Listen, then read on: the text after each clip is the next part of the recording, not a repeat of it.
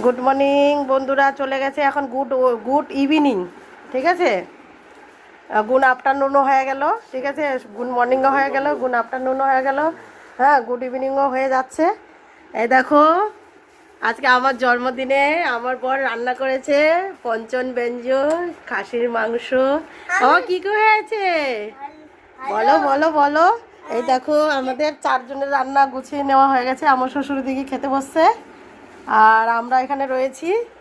আর তার মধ্যে আমিও খেতে বসে পড়েছি তো ওদের সাথেই।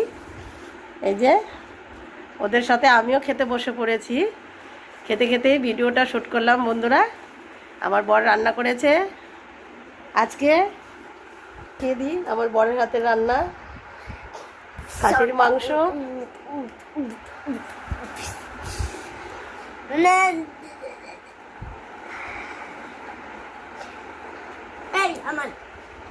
আমার সবচেয়ে সুন্দরটা সবাইকে স্যাম গুছিয়ে দিয়েছি। আমার জন্মদিনে বর রান্না করেছে, আমি সবাইকে গুছিয়ে দিয়েছি 4 জনকে। ডাল করতে মা, ডাল করতে। খাসির মাংস তো ঝাল হয় বাবা। আমার ছেলে বলছে খাসির মাংস ঝাল হয়েছে। ঠিক আছে, ডাল খাবো। ওই রকম আমার বর খাওয়া গিয়েছে হ্যাপি বার্থডেতে।